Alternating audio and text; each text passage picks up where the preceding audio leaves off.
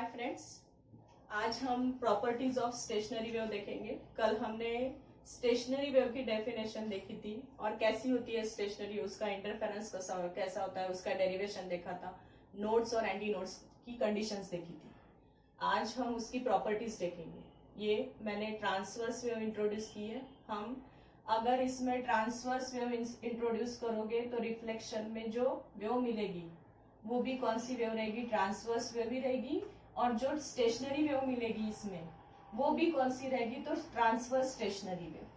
अगर आप longitudinal wave path में डालते हो तो इन दैट कंडीशन जो वेव मिलेगी आपको आफ्टर रिफ्लेक्शन, तो वो वेव्स कौन सी रहेगी, तो लॉन्जिट्यूडनल स्टेशनरी वेव। ठीक है, हमने यहाँ पे ये इंसिडेंट की और फिर ये रिफ्लेक्ट हुई और जो फॉर्म हुई वो कौन सी वेव हुई, तो that is a stationary wave in the form of loops. ठीक है, तो पहला अगर मुझे उसका कैरेक्टरिस्टिक लिखना है तो पहला कैरेक्टरिस्टिक क्या लिखोगे, two identical waves either transverse और longitudinal wave travel along the same path after superimpose form a stationary wave. तो वो डिपेंड करेगी, अगर आप ट्रांसवर्स वेव इंट्रोड्यूस करते हो तो फिर वो जो आएगी स्टेशनरी वेव वो ट्रांसवर्स स्टेशनरी वेव रहेगी। अगर आप लॉन्जिट्यूडनल वेव उस पर इंट्रोड्यूस करते हो तो फिर आफ्टर रिफ्लेक्शन जो इंटरफेरेंस होके या फिर सुपर इम्पोज होके जो वेव मिलेगी वो कौन सी वेव मिलेगी आपको, तो लॉन्जिट्यूडनल स्टेशनरी वेव। ठीक है, that is the first point. Second point, ये देखो, ये सारी जहां पे एम्पलीट्यूड जीरो है या फिर पार्टिकल का डिस्प्लेसमेंट कितना है, जीरो है, वहां पे क्या फॉर्म हो जाती है, नोड। और जहां पे एम्पलीट्यूड मैक्सिमम है या फिर पार्टिकल का डिस्प्लेसमेंट मैक्सिमम है उसे हम क्या बोलते हैं, तो एंटी नोड। ये भी एंटी नोड, ये भी एंटी नोड। यहाँ पे मैक्सिमम डिस्प्लेसमेंट हुआ है पार्टिकल का, उसे हम क्या बोलते हैं, एंटी नोड। तो फर्स्ट आपको सेकंड कैरेक्टरिस्टिक इसका ये आएगा कि distance between two adjacent node या distance between two consecutive node, ये दो नोड, ये दो नोड, ये और ये नोड नहीं, एडजेसेंट बोल सकते हो या फिर कॉन्जिक्यूटिव नोड में का डिस्टेंस, या फिर एक दो कॉन्जिक्यूटिव एंटी नोड में का डिस्टेंस, दो नोड में का डिस्टेंस या दो एडजेसेंट एंटी नोड में का डिस्टेंस कितना होगा, तो lambda by two. Distance between two consecutive node और antinode is lambda by two. लेकिन एक नोड और उसी के बाजू की एडजेसेंट एंटी नोड, इनमें का डिस्टेंस कितना होगा, तो lambda bye 4। Distance between two adjacent node and anti node, node and adjacent anti node, node and adjacent anti node is lambda bye 4। कोई भी नोड या कोई भी एंटी नोड में का डिस्टेंस हम नहीं बोल सकते लैम्डा बाय 4। नोड और उसी के बाजू की एडजेसेंट एंटी नोड में का डिस्टेंस कितना होगा, तो लैम्डा बाय 4। ठीक है, जहां पे हाँ इसमें ये फोर्थ कैरेक्टरिस्टिक ये दे सकते हो आप, where the displacement, where the amplitude is zero or distance is displacement is zero,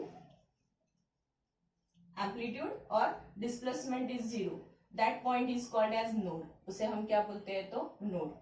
और displacement is zero या फिर minimum is called नोड, उसे हम क्या बोलते हैं, नोड।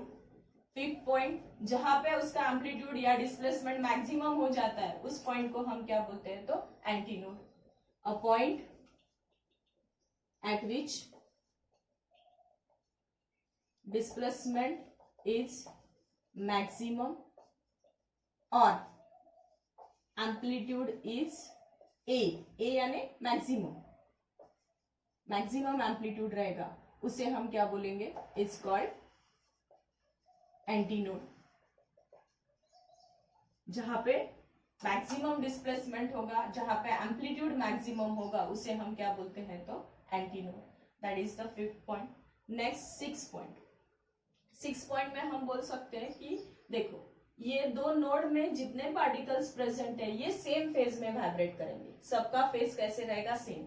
जैसे मैं बोलूं ये पार्टिकल है, ये पार्टिकल है, ये पार्टिकल है, ये यहाँ से इधर जाएगा तो कितने का एंगल बनाएगा, 90 का। ये भी इधर जाएगा तो कितने का एंगल बनाएगा, 90 का। यानी सेम लूप में के अगर एक दो एडजेसेंट नोड में के जितने भी पार्टिकल्स प्रेजेंट है वो कैसे वाइब्रेट करेंगे, सेम फेज में। लेकिन इस और इसके साथ अगर आप कंपेयर करोगे, ये अगर 90 के फेज से वाइब्रेट करेगा तो इसके पार्टिकल डाउनवर्ड में जाएंगे, क्योंकि ये वेव पहले ऐसी जाएगी, फिर ऐसी जाएगी, फिर ऐसी जाएगी। तो इसके पार्टिकल ये 90 नहीं बोल सकते आप, इसका फेज चेंज हो गया, ये पहले 90 था फिर इधर 90, यानी टोटल फेज कितने का हो गया, दैट इज 180 का। और यहाँ पे अपवर्ड में है, यहाँ पे कहाँ पे है, डाउनवर्ड में है। तो इन दैट कंडीशन हम ये बोल सकते हैं कि दो पार्टिकल दो लूप में के अगर लेते हो आप पार्टिकल्स तो वो आउट ऑफ फेज जाएंगे, यानी सेम फेज में वाइब्रेशन नहीं करेंगे। That is the next 6 point. 7 point आप दे सकते हो इसमें। 7 पॉइंट आप, एक minute, vibrate in phase with reverse, all the particle possess energy. हाँ, सभी के सभी पार्टिकल्स क्या पजेस करते हैं, एनर्जी, लेकिन एनर्जी को ट्रांसफर नहीं करते हैं। पार्टिकल के पास एनर्जी है लेकिन स्टेशनरी वेव में एनर्जी ट्रेवल नहीं होती है। ठीक है, that is the next point, 7 point. ठीक है, तो पहला पॉइंट क्या लिया हमने कि two waves, identical waves either transverse और longitudinal wave interfere and form a stationary wave. ठीक है, सेकंड पॉइंट, दो एडजेसेंट नोड या दो एडजेसेंट एंटी नोड में का डिस्टेंस कितना होता है, तो λ/2। एक नोड और एडजेसेंट एंटी नोड में का डिस्टेंस कितना होता है, तो λ/4। दो, जहां पे पॉइंट का, जहां पे पार्टिकल का डिस्प्लेसमेंट 0 है, the point eight which the displacement of a particle is 0 or minimum, that is called as node, and the point at which the displacement of a particle is maximum, that is called as antinode.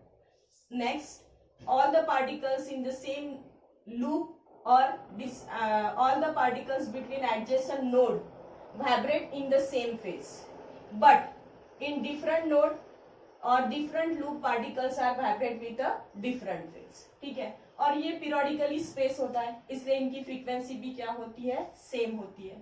Next हमने बोला था कि हर एक particle के पास अपनी खुद की energy है, लेकिन एनर्जी स्टेशनरी वेव में ट्रैवल नहीं करती है।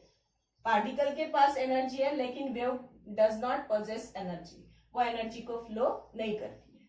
That is the properties of stationary wave. Thank you.